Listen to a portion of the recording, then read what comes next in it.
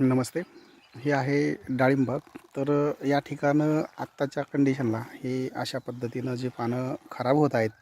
तर या ठिकाणं यावरती काम करणं गरजेचं आहे. कॅनॉपी आपली डेव्हलप असावी. कलर वगैरे फळांमध्ये जे व्हेरिगेशन दिसतं किंवा पाऊस जो सतत झालेला आहे.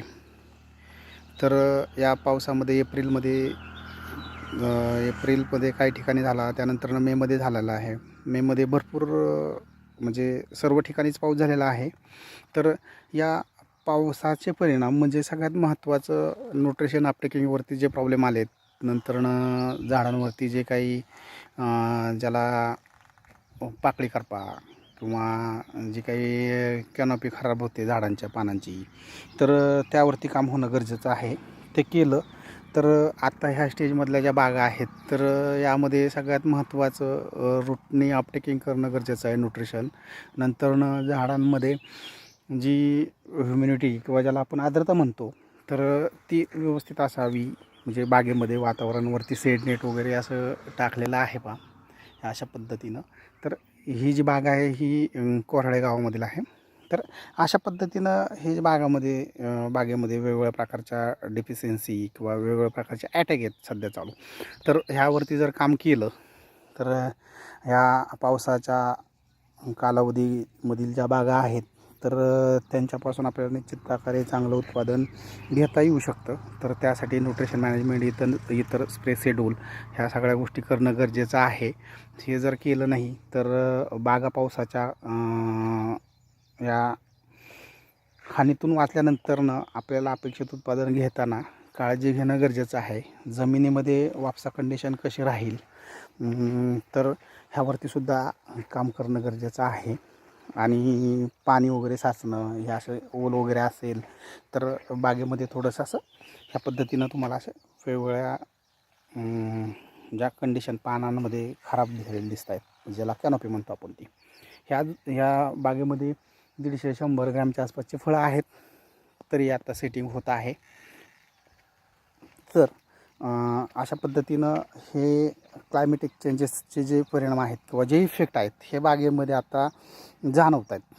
तर ह्यावरती काम करणं गरजेचं आहे. ह्यावरती स्प्रे शेड्यूल योग्य सगळ्यात महत्त्वाचं जाणं गरजेचं असतं. ते जर गेलं नाही तर बाग पावसाच्या माऱ्यातून वाचली तरी अपेक्षित उत्पादन घेताना इथून पुढं बागेमध्ये वेगवेगळ्या प्रकारची कामं, टॉपिंग करणं असेल किंवा बाकी इतर तणांचं व्यवस्थापन करणं असेल, त्यानंतरनं तेल्यापासून संरक्षण करणं असेल, या अशा वेगवेगळ्या घटकावरती काम करून बागेपासून चांगलं उत्पादन घेणं गरजेचं आहे. तर त्यासाठी आपण मार्गदर्शन करतो. याआधीची ही आपली बाग माळेगाव तालुका बारामती येथील आहे, कदमांनांची. तर त्या बागेमध्ये सुद्धा 40-41च्या टेम्परेचर दरम्यान फुलांची गळ व्हायची. तर त्या ठिकाणं आपण न्यूट्रिशन अपटेकिंग होण्यासाठी आणि झाडांचं न्यूट्रिशन आणि इतर सॉईल कंडिशन बॅलन्सिंग करून त्या ठिकाणं ती जी बागेतील ज्या समस्या होत्या, ड्रॉपिंग होणं, न्यूट्रिशन अपटेकिंग न करणं, कॅनॉपी डेव्हलप नसणं, बाग अशी ट्रेसमध्ये दिसणं, तर त्या संदर्भात आपण तिथं मार्गदर्शन केलेलं आहे. तोही व्हिडिओ या ठिकाणी डाळिंब बागेचा आहे, तोही पाहू शकता. आणि हे आजची बाग जी आहे ही कोराळे गावातील आहे, कोराळे बुद्रुक. तर या ठिकाणी ह्या बागेमध्ये ज्या काही दाखवलेल्या अशा डिफिशियन्सी आहेत, ह्या न्यूट्रिशनच्या असतील, बाकी काही ह्याच्या म्हणजे वेगवेगळ्या प्रकारच्या, जरी पानांचा कलर असा दिसत असेल तर या काही ठिकाणं बाकीचे अटॅक असतात, पेस्टचे त्याच्या असतात, काही न्यूट्रिशनच्या असतात, त्या समजून घेणं गरजेचं आहे. आणि त्याच्यावरती काम केलं तर या ठिकाणं आपल्याला काय होतं आहे, बागेचं व्यवस्थापन करताना अडचणी येत नाही आहेत. आणि बागेवरती त्यामध्येच काम करणं गरजेचं असतं. ते झालं की बाग आपल्याला जे गुणवत्तापूर्ण उत्पादन म्हणतो आपण, ते आपण त्या बागेतून घेऊ शकतो. तर अशा पद्धतीनं हे जे बागेमध्ये व्हेरिगेशन दिसतं बघा, ह्या साईडला ही झाडं आहेत, ह्या झाडामध्ये असे पानांमध्ये हा जो फरक आहे, नवीन फूट आहे असं वाटतं, पण प्रत्यक्षात त्यावरती बारीक निरीक्षण किंवा मायक्रो स्टडी करणं गरजेचं आहे. त्यात वेगवेगळ्या प्रकारच्या पेस्टचा आहेत, त्या दिसतात. तर त्यात पाहू शकता. म्हणजे वैयक्तिक स्वतःची बाग आहे, त्या बागेमध्ये तुम्ही त्याचं मायक्रो ॲनालाइज करा, त्यावरती पेस्टसाठी लागणारे औषधं वगैरे घ्या. औषधं सांगत नाही आहे, कारण त्याचा इम्पॅक्ट असा आहे की सांगितलेल्या प्रमाणापेक्षा जास्त औषध वापरणं किंवा आहे ते औषध न मिळालं की आपण कोणतरी एका प्रॉडक्टचं मार्केटिंग करतो, हा त्याच्या पाठीमागचा कन्सेप्ट होतो. कारण प्रत्येक गोष्ट रिझन वाईज प्रॉडक्ट आणि क्लायमेटिक चेंजेसनुसार वेगवेगळे रिझल्ट येत असतात. तर त्यावरती काम आणि सगळ्यात महत्त्वाचं त्या अनुषंगानं प्रॉडक्ट सिलेक्शन असणं गरजेचं आहे. प्रॉडक्ट सिलेक्शन म्हणण्यापेक्षा रिझल्ट ओरिएंटेड प्रॉडक्ट हे ॲग्रिकल्चर इंडस्ट्रीमध्ये किंवा शेती करताना वापरणं ही काळाची गरज बनलेली आहे. हे औषध वापरा रिझल्ट येईल, तो औषध वापरा रिझल्ट येईल. त्यापेक्षा महत्त्वाचं काय आहे, तुमच्या पिकामध्ये कोणत्या कीड रोगीचा अटॅक आहे, सॉईल हेल्थ कशी आहे, म्हणजे जमिनीचं आरोग्य जर तुमचं सस्टेनेबल असेल, न्यूट्रिशन मॅनेजमेंट अपटेकिंग करून देण्याची त्याच्यात कॅपॅसिटी असेल, तर पिकांवरती कीड रोगीचा प्रादुर्भाव थोडासा कमी जाणवतो आणि पीक हे सशक्त आणि चांगलं दर्जेदार येतं आणि त्यापासून चांगलं उत्पादन मिळू शकतं. एवढं स्पष्ट सांगतो आहे. ह्या पाठीमागची भूमिका समजून घ्या. फक्त औषधांची नावं सांगून तुमचे प्रॉब्लेम सॉल्व्ह होत नाहीत. तुमचं सॉईल कंडिशन, नंतरनं सॉईलचा टाईप काय आहे, हलकी आहे, मध्यम आहे, मुरमाड आहे, भारी जमीन आहे, त्यानुसार औषधं किंवा त्यानुसार खतं औषधं ही जी आहेत ही 100% अपटेकिंग आणि 100% रिझल्ट देत असतात. तर त्या संदर्भात मार्गदर्शन हे ढमढेरे ॲग्रिकल्चर कन्सल्टन्सी सर्व्हिसेस यामार्फत आपण मार्गदर्शन करत आहोत. डाळिंब पीक असेल, केळी पीक असेल, ऊस आहे, त्यानंतर इतरही पिकं आहेत, यामध्ये आपण मार्गदर्शन करतो. आणि जे पिकांना गरजेचं आहे जमिनीचं आरोग्य जे पर्यावरणपूरक असावं, त्यानंतर पाणी तुमचं हवा ह्या प्रदूषित न होता योग्य प्रकारचे औषधं, योग्य प्रकारची खतं आणि जे अपटेकिंग चांगल्या पद्धतीने करू शकतात अशाच प्रकारच्या खतांची औषधांची निवड करून या ठिकाणं बाग व्यवस्थापन किंवा बागेतील जी कामं आहेत किंवा उत्पादनासाठी लागणारे जे घटक असतात विविध, त्यांची काळजीपूर्वक निवड आणि त्यापासून येणारा खर्च हा कमीत कमी कसा होईल, कमीत कमी सांगण्याचा उद्देश काय की हे औषध नाही वापरलं की दुसरं औषध वापरा, दुसरं नाही वापरलं तिसरं वापरा. आपल्याला 2, 3, 4 स्प्रे आपण करत राहतो, पण proper solution actually proper solution यासाठी म्हणतो की एक स्प्रे किंवा जास्तीत दुसरा स्प्रे यामध्ये तुमचा जो बागेमध्ये येणारा डिफरन्स किंवा बागेमध्ये येणारे जे अटॅक आहेत वेगवेगळ्या प्रकारचे किंवा ज्या डिफिशियन्सी आहेत त्या 1-2 स्प्रेमध्येच थांबल्या पाहिजेत. 3-4 स्प्रे किंवा 2 स्प्रेच्यापेक्षा जास्त स्प्रे होऊ नयेत आणि तेही पर्यावरणपूरक असावेत. त्याचबरोबर बागेच्या आरोग्यावरती परिणाम न करणारे असावेत. त्यानंतर वातावरणातील बदल आहेत यामध्ये चांगल्या प्रकारे रिझल्ट देणारे आणि कमी कालावधीमध्ये लॉंग लास्टिंगचे रिझल्ट जे बागेमध्ये दिसतील असेच प्रॉडक्ट सिलेक्ट करून आपल्याला डाळिंबागेमध्ये उत्पादन घेणं गरजेचं आहे. आणि हे जोपर्यंत आपण करत नाही तोपर्यंत आपल्याला बाग व्यवस्थापनामध्ये खर्च वाढतो, परंतु उत्पादन त्याप्रमाणे वाढत नाही. ह्यावरती काम शेतकरी बंधूंनी म्हणजे डाळिंब बागायतदार असतील, केळी बागायतदार असतील, ऊस बागायतदार असतील त्यावरती करणं गरजेचं आहे. आणि हा व्हिडिओ यासाठीच बनवलेला आहे की तुमच्या बागेमध्ये असणारा कीड रोग काय आहेत, जमिनीचं आरोग्य कसं आहे, न्यूट्रिशन बॅलन्सिंग कसं आहे सॉईलचं, ते पाहून न्यूट्रिशनची सिलेक्शन, नंतरनं औषधांचं जे सिलेक्शन आहे, फंजिसाईड असेल, पेस्टिसाईड असतील, इतर PGR असतील, जे रिझल्ट देत आहेत की कुणीतरी सांगितलं किंवा कुणीतरी वापरलं त्याच्या बागेत रिझल्ट आला आणि आपल्या बागेत रिझल्ट येत नाही, ही खंत ही प्रत्येक शेतकऱ्याची आजची आहे.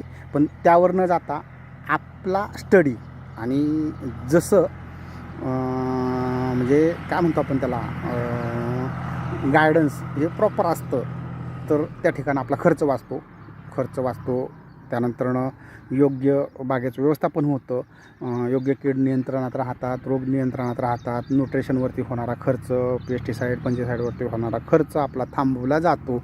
आणि आपल्याला काय मिळतं तर त्यापासून आपल्याला महत्त्वाचं म्हणजे मानसिक संतुलन, आर्थिक बाजू कमकुवत न झाल्यानं स्टेबल राहतं आणि शेतीमध्ये आपल्याला चांगलं उत्पादन घेता येतं. एवढं स्पष्ट आणि एवढं सरळ आणि साध्या शब्दामध्ये सांगितलेलं आहे. कारण यामध्ये कोणत्या प्रॉडक्टवरती आपण फोकस करत नाही. कोणता प्रॉडक्ट तुम्ही असा यूज करा किंवा तो घ्या, हा घेऊ नका असं नाही आहे. कारण पिकाच्या कंडिशननुसार आणि जे रिझल्ट देणारे प्रॉडक्ट आहेत हेच आज वापरणं गरजेचं आहे. कारण लाखो कंपन्या मार्केटमध्ये असतात आणि त्या असणंही गरजेचं आहे. कारण ज्याचं शेती क्षेत्रातील योगदान हे वेगवेगळं आहे. परंतु आपल्या पिकाला काय गरजेचं आहे, आपल्याला कोणीतरी सांगण्यापेक्षा आपला स्वतःचा स्टडी आपल्या पिकाबाबत वाढणं किंवा आपल्याला तशा पद्धतीचं गायडन्स घेणं ही आज काळाची गरज बनलेली आहे. आतोनात खर्च नको आहे, आतोनात कोणत्याही प्रॉडक्टचं ओव्हरलॅपिंग नको आहे, म्हणजे स्प्रे शेड्यूल एक झालं की एक झालं की एक असं नको आहे. तर कंडिशननुसार जे 8-10 दिवसानं 4 दिवसानं जी काही क्लायमेटिक चेंजेस असतात, पाऊस होतो आहे, गारपीट होते किंवा पूरस्थिती आहे, अशा ठिकाणं वेगवेगळ्या प्रकारच्या कंडिशननुसार कधी 4 दिवसानं, कधी 10 दिवसानं, कधी 15 दिवसानं असं म्हणजे गॅप पाहिजे त्यामध्ये सगळ्यात महत्त्वाचं सिलेक्शनमध्ये. आणि त्या पद्धतीने बागेंचं व्यवस्थापन करणं गरजेचं आहे. या ठिकाणं आपण ढमढेरे ॲग्रो सोल्युशन.1 या यूट्यूब चॅनलवर पण जाऊन इतर व्हिडिओ पाहू शकता. ऊस पिकामधील पाहू शकता, नंतर डाळिंब पिकाचे पाहू शकता, केळी पिकाचे पाहू शकता.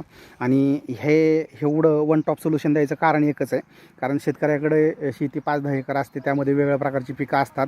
त्यानंतर प्रत्येक ठिकाणं वेगळं गायडन्स, वेगळं मार्गदर्शन, वेगळा खर्च. त्यानंतर सगळ्यात महत्त्वाचं वेगवेगळ्या प्रकारचे औषधं, वेगवेगळ्या प्रकारचं खतांचं नियोजन, हे सगळं जर एकत्रित केलं आणि व्यवस्थित जर सुटेबल आणि ॲग्रिकल्चर रिलेटेड त्या फार्मरला जर मिळालं तर त्या ठिकाणी निश्चित त्याचा फार्मिंगवरती जी कॉस्टिंग आहे, म्हणजे कॉस्ट ऑफ कल्टिवेशन ज्याला म्हणतो आपण, किंवा जो उत्पादन खर्च असतो, तर तो करताना त्याचं नियोजन आणि त्याच्यासाठी लागणारी फंजिसाईड, पेस्टिसाईड यांची निवड आणि त्यावरती होणारा खर्च यांचा ताळमेळ घालून औषधं, खतं यांची निवड, सिलेक्शन करून त्यांचा वापर करणं गरजेचं आहे. आणि ते पण पर्यावरणपूरक आणि पर्यावरणाला हानी न पोहोचता, नंतर सॉईल पोल्युशन न होता आणि जमिनीचं आरोग्य टिकलं तर शेती आपण ह्या पिढीपासून दुसऱ्या पिढीला, म्हणजे एका पिढीपासून दुसऱ्या पिढीला किंवा दुसऱ्या पिढीपासून तिसऱ्या पिढीपर्यंत जाईल. अन्यथा जमीन क्षारयुक्त बनणं, नंतर चोपनयुक्त बनणं, बाकीच्या काही गोष्टी आहेत. आणि दुसरी गोष्ट, लाखो रुपये खर्च करून, म्हणजे साधारणपणे केळी पिकामध्ये ड्रीप वगैरे जर खर्च धरला किंवा डाळिंब पिकामध्ये ड्रीप, खतं, औषधं, मजुरी सगळा खर्च धरला, 1,00,000, 1,15,00,000, 1,50,000 लाखापर्यंत खर्च जातो. तर हा कुठंतरी थोडासा ताळमेळ बसवणं गरजेचं आहे आणि ह्यामध्ये कुठंतरी कमी करणं गरजेचं आहे. गरजेचे औषधं वापरणं, म्हणजे सांगण्याचा उद्देश हाच आहे या पाठीमागचा, की इथं तिथं चौकशी करून किंवा ह्याने वापरलं म्हणून किंवा माझ्या शेजारच्यानं वापरलं म्हणून त्याला रिझल्ट आले, पण त्याचं टायमिंग, त्याचं शेड्यूल, त्याचं बहाराचं शेड्यूल, त्याच्यानंतर स्प्रे शेड्यूल, ह्या सगळ्या गोष्टी असतात. आणि त्याच्यावरती काम केल्यानंतर त्याला 4 दिवसापूर्वी रिझल्ट आला आणि आपल्याला 2 दिवसानंतर त्यानंतर मारल्यानंतर रिझल्ट येत नाही, मग ते प्रॉडक्ट खराब नसतं, तर आपलं प्रॉडक्ट सिलेक्शन चुकलेलं असतं. हे आपण मग सांगतो आहे, म्हणजे हे समजून घ्या. ह्या ठिकाणं आपल्याला कोणत्या खता औषधांविषयी म्हणजे असं डिटेल्स न देण्याचं कारण एकच, की तुमच्या बागेच्या छाटण्या किंवा ट्रान्सप्लांटिंग, म्हणजे केळीमध्ये असेल, ऊसामध्ये असेल, त्या टायमिंगनुसार जर आज खत दिलं आणि पाऊस झाला तर ते लीच आउट होऊन जातं. म्हणजे थोडक्यात सांगायचं तात्पर्य काय, तर किंवा अतिरिक्त पाण्याचा वापर झाला किंवा सॉईल कंडिशनची निचरा होण्याची किंवा ड्रेनेज कॅपॅसिटी लो असेल किंवा EC ज्याला इलेक्ट्रिक कंडक्टिव्हिटी ज्याला म्हणतो आपण, किंवा जमिनीचा उतार आहे, ह्या बऱ्याच काही गोष्टी असतात शेती करताना, त्यावरती काम करणं किंवा त्यावरती त्या गोष्टी विचारात घेऊन त्या बाबींसंदर्भात योग्य सोल्युशन काढून नंतरनं त्यावरती काम झालं तर मग खर्च कमी होतो आणि पिकंही चांगली येतात. आणि याचबरोबर काही शंका असल्यास किंवा डाळिंब पिकामधील, म्हणजे काहींना वाटेल की नवीन फूट निघालेली आहे हे अशा पद्धतीनं, किंवा हे अशी आहे, किंवा नवीन फूट असेल किंवा आणखी काय, म्हणजे ज्याचं त्याचं गेज वेगळा असतो, पण ॲक्च्युली पिकामध्ये अटॅक हे वेगळे असतात, हे समजून घ्या. कारण हे दाखवतो आहे हे पाहून घ्या आधी एकदा. हे असं नवीन फूट असेल म्हणतील काही, त्यावरती वेगवेगळे अटॅक असतात बघा, ते समजून घ्या. कीड पेस्ट ज्याला म्हणतो, रोग असतात, किडी असतात, बाकी काही डिसऑर्डर असतात, ह्या सगळ्या समजणं गरजेचं आहे पिकांमध्ये विविध. आणि त्या समजल्या की आपल्याला शेतीतून चांगलं उत्पादन घेता येतं. एवढंच या पाठीमागं सांगण्याचा उद्देश आहे. आणि व्हिडिओ हा स्टार्ट टू एंड शेवटपर्यंत पहा, कारण त्याच्याशिवाय प्रॉपर नॉलेज किंवा त्यातल्या कन्सेप्ट व्हिडिओ बनवण्याच्या आजच्या ह्या पाऊस उघडल्यानंतरनं हा अशा पद्धतीनं वरती बागेमध्ये नेट टाकलेले आहे. हीट मेंटेन होते, सगळ्या गोष्टी आहेत, त्याचे बाकीचे बेनिफिट वेगवेगळे असतात, पण तरी पण आपल्याला बागेमध्ये वेगवेगळे अटॅक किंवा वेगवेगळ्या डिफिशियन्सी वगैरे काय ज्या काही दिसतात त्या वेगवेगळ्या असतात. तर त्या समजून घेणं, त्या पद्धतीने बागेंचं व्यवस्थापन ठेवणं हे महत्त्वाचं आहे. आणि व्हिडिओ थोडासा मोठा वाटेल, परंतु प्रत्यक्षात जर तो व्यवस्थित ऐकून घेतला, समजून घेतला, तर शेती करताना गायडन्स आणि प्रॉडक्ट सिलेक्शन, खतांचं सिलेक्शन, इतर बाबींचं व्यवस्थापन बागेंमध्ये पिकांमध्ये करणं का गरजेचं आहे हे समजू शकतं. कारण या ठिकाणं फक्त मार्केटिंग नाही आहे, हे मार्केटिंग कन्सेप्ट नाही आहे, हा actually top to bottom solution कसं असावं, काय करावं, काय नाही करावं ह्या संदर्भात आहे. आणि जास्तीत जास्त लोकांपर्यंत हा व्हिडिओ गेला तर लोकांना बागेमधील असणाऱ्या समस्या समजतील, किंवा मला काही सांगायचं आहे ते मी सांगितलेलंच आहे. फक्त मी प्रॉडक्टवर कोटच बोलत नाही आहे आणि कधी बोलणार नाही आहे जास्त. जेव्हा बोलायचं तेव्हा बोलणारच आहे, परंतु आत्ता प्रॉडक्टवर बोलत नाही आहे. कारण आजची कंडिशन प्रॉडक्टवर बोलण्याची नाही आहे. क्लायमेटिक चेंजेस हा सगळ्यात मोठा इम्पॉर्टंट इफेक्ट आज ॲग्रिकल्चर सेक्टरमध्ये दिसतो आणि त्यामुळं नाहक एखाद्या प्रॉडक्टचे एखाद्या कंपनीचं नाव खराब होऊ शकतं. त्यामुळं आपल्या पद्धतीनं पिकांचं नियोजन ठेवणं आणि कन्सल्टन्सी ही प्रत्येक बागेमध्ये केली जाते. केळीमध्ये असेल, द्राक्षामध्ये असेल, ऊसामध्ये असेल, हे अनेक जण लोक कामं करतात. तर त्या ठिकाणं तो खर्च आपला कसा कमी होईल ह्या संदर्भात आपली कन्सल्टन्सी काम करते. आणि त्यासाठी नंबर आहे आपला 73 97 86 97 97. आणि कन्सल्टन्सी आहे ढमढेरे ॲग्रिकल्चर कन्सल्टन्सी सर्व्हिसेस. धन्यवाद शेतकरी.